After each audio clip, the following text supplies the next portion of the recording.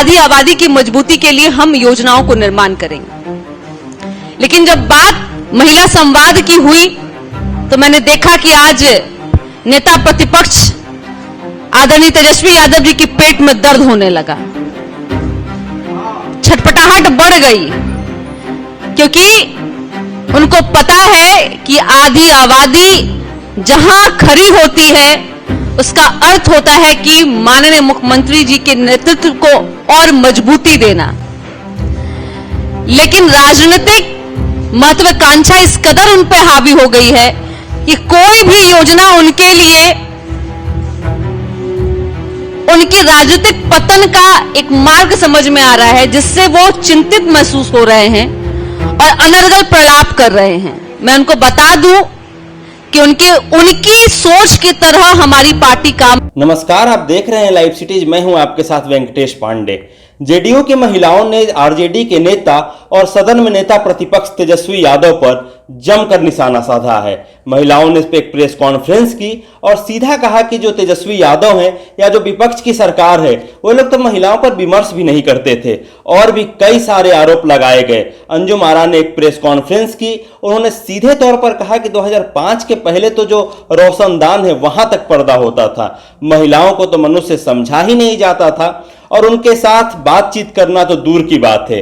साथ ही उन्होंने ये भी कहा कि आज के समय में जो नीतीश कुमार की सरकार है वो महिलाओं के साथ लगातार संवाद स्थापित कर रही है। हम आपको बता दें कि ये बयान उसके बाद आया है जब जो नेता है तेजस्वी यादव, उन्होंने एक अपना प्रेस कॉन्फ्रेंस किया था जिसमें उन्होंने सीधे तौर पर कहा था कि जो ये रथ मंगाए गए हैं, जो रथ गांव-गांव तक जाएंगे, वो जो सरकार है वो सरकारी खजाने से पैसे निकाल करके और गांव-गांव रथ भेज रही है, अपना प्रचार करा रही है। उन्होंने सीधे तौर पर जो सरकार है उस पर आरोप लगाया था और कहा था कि जो अभी की सरकार है वो महिलाओं तक नहीं पहुंच रही है बल्कि एक भ्रष्टाचार का जरिया है। जिसके बाद जो जेडीयू है उसने बाकायदा प्रेस कॉन्फ्रेंस की, उसमें सामने अंजुम आरा आई और अंजुम आरा ने जो तेजस्वी यादव हैं उनके बयान पर पलटवार किया, साथ ही कई सारे आरोप लगाए। उन्होंने कहा कि 2005 के बाद कैसे जो महिलाओं की भागीदारी है वो सामने आई है, जो महिलाएं हैं अब हर चीज में हिस्सा लेती हैं और ये तो सुखद बात है कि आने वाले 60 दिनों में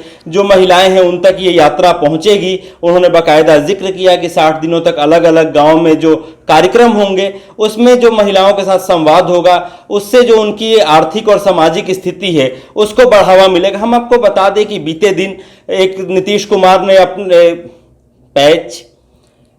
नीतीश कुमार ने एक रथ को रवाना किया था जिसमें लगातार जिसका संदेश था कि वो गांव-गांव तक रथ जाएगा और उसमें जो महिलाएं हैं उनके साथ संवाद स्थापित किया जाएगा। जिसके बाद ही जो सियासी सरगर्मी है वो तेज हो गई और लगातार जो बयानबाजी है वो शुरू हो गई। आज उसके बाद दो पीसी हुई, एक आरजेडी की तरफ से हुई तो दूसरी जेडीयू की तरफ से। जेडीयू की तरफ से पीसी में अंजुम आरा ने क्या कहा, पहले आइए आपको हम वो सुनवाते हैं। महिला संवाद रथ 600 डिजिटल रथ को माननीय मुख्यमंत्री जी ने हरी झंडी दिखा करके रवाना किया। उसके बाद से लगातार विपक्ष के द्वारा बयान आने लगे, बैठकें होने लगी और एक निगेटिव परसेप्शन, निगेटिव एक बयान आना शुरू हुआ।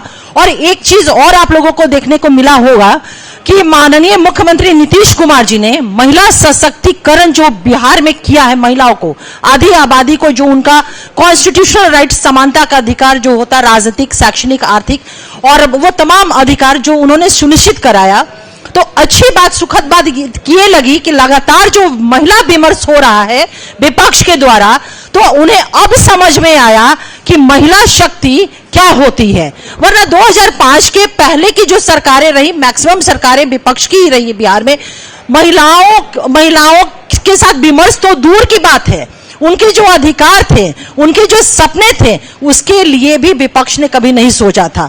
महिलाएं तो कभी एक हम कहें कि एक मनुष्य के तौर पे उनको माना ही नहीं जाता था। घर की दहलीज के अंदर बंद थी, दरवाजे तो दूर, रोशनदान को भी बंद कर दिया गया था। तो माननीय मुख्यमंत्री नीतीश कुमार जी ने महिलाओं को सशक्त करके एक महिला विमर्श का वातावरण बनाया है। ये एक सुखद, लगातार जो विपक्ष की चिंताएं हो रही है, कांग्रेस कह रही है कि महिलाओं के साथ बैठक करेंगे, प्रशिक्षण करेंगे, नेता प्रतिपक्ष भी लगातार बयान दे रहे हैं। तो हम महिलाएं जो हमारी आगे बढ़ी हैं हर एक सेक्टर में, और साथ ही साथ विपक्ष जिस तरह से विमेन इश्यूज पे विमर्श कर रहा है, तो ये हमारी कामयाबी रही है। अभी अनुप्रिया जी ने आपको बताया कि जो रथ रवाना हुए 600 रथ रवाना हुए डिजिटल रथ, वो 60 दिनों में 2 करोड़ बिहार की महिलाओं से संपर्क स्थापित करेंगे, संवाद स्थापित करेंगे, और वो जानना चाहेंगे, जिसमें जीविका दीदी भी होगी, महिला दीदी भी हमारी होंगी, ममता दीदी भी होंगी, तमाम वो महिलाएं होंगी जो समाज को योगदान दे रही हैं, समाज में वो आगे बढ़ रही हैं, और आम महिलाओं से भी कि जो कल्याणकारी योजनाएं 2005 के बाद से माननीय मुख्यमंत्री नीतीश कुमार जी की चली हैं, जिससे एक महिला सशक्तिकरण स्पष्ट तौर पे महिलाओं का लाइवलीहुड में परिवर्तन हम लोग को स्पष्ट तौर पे देखने को मिला है। तो और उन योजनाओं को किस तरह से हम और ज्यादा प्रभावी ढंग से पहुंचा सकते हैं, या उनके क्या सुझाव हैं, क्योंकि इसके पहले तो महिलाओं के साथ विमर्श ही नहीं होता था, उनका राय लेना भी उचित नहीं समझा जाता था। और आप ये इस बात को देखेंगे कि माननीय मुख्यमंत्री नीतीश कुमार जी की अनेकों यात्राएं उन्होंने किया है, बिहार के आवाम के बीच में जाकर के संपर्क स्थापित किया है, उनसे संवाद स्थापित किया है, और जो बातें जो फीडबैक मिली है वो पटना आकर के अपने सेक्रेटेरिएट के माध्यम से नई कल्याणकारी योजनाओं का निर्माण हुआ है, संस्थागत ढांचों का निर्माण हुआ है। लोक शिकायत निवारण अधिनियम अगर हम बात करें तो उसी के एक बहुत बड़ी वो कानून हमारी देन है।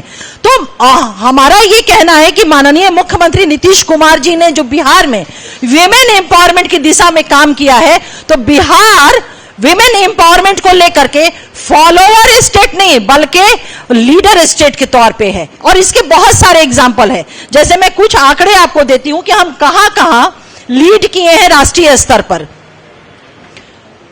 जीविका समूह है 1 करोड़ 30 लाख, देश में सबसे ज्यादा जीविका समूह बिहार में है, महिला सशक्तिकरण की दिशा में ये, और राष्ट्रीय रैंकिंग में बिहार जीविका समूह को लेकर के नंबर 1 पर है।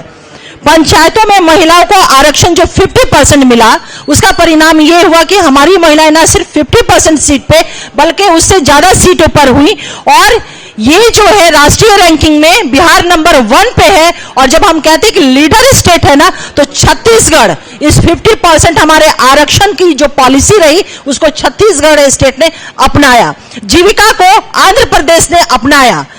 पंचायती प्रधानमंत्री आवास योजना में महिला लाभार्थी जो होती है, बेनिफिशियरी होती है, वो राष्ट्रीय रैंकिंग में बिहार दूसरे नंबर पे है, और इसको अपनाने वाला स्टेट जो है वो उत्तर प्रदेश है। महिला स्वरोजगार हेतु लघु ऋण वितरण जो रहा है, उसमें राष्ट्रीय रैंकिंग में भी बिहार दूसरे नंबर पर है, और इसको अपनाने वाला स्टेट तमिलनाडु है। महिला उद्यमी ऐसे जिसको हम स्वयं सहायता समूह सेल्फ हेल्प ग्रुप के नाम से जानते हैं, इसमें राष्ट्रीय रैंकिंग पे बिहार नंबर 1 पर है, और हमारी इस योजना को अपनाने वाला राज्य महाराष्ट्र है। बाल विवाह दर में भारी गिरावट आई बिहार में सामाजिक क्षेत्र में, और इसको जो हमारी पॉलिसी रही है बाल विवाह को रोकने को लेकर के, उसको पश्चिम बंगाल ने अपनाया है। कन्या उत्थान योजना लाभार्थी योजना, इसमें जो राष्ट्रीय रैंकिंग में हम नंबर 1 पर है, और मध्य प्रदेश ने हमारी एजुकेशन पॉलिसी जो बच्चियों को लेकर के रही, महिलाओं को लेकर के रही, उसे मध्य प्रदेश स्टेट ने अपनाया है।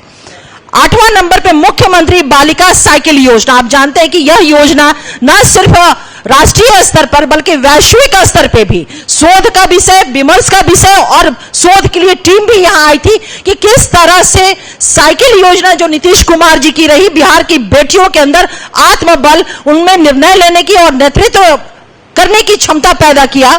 तो इस योजना को हमारा पास का स्टेट झारखंड है, उसने अपनाया, और राष्ट्रीय रैंकिंग में बिहार नंबर 1 पर है।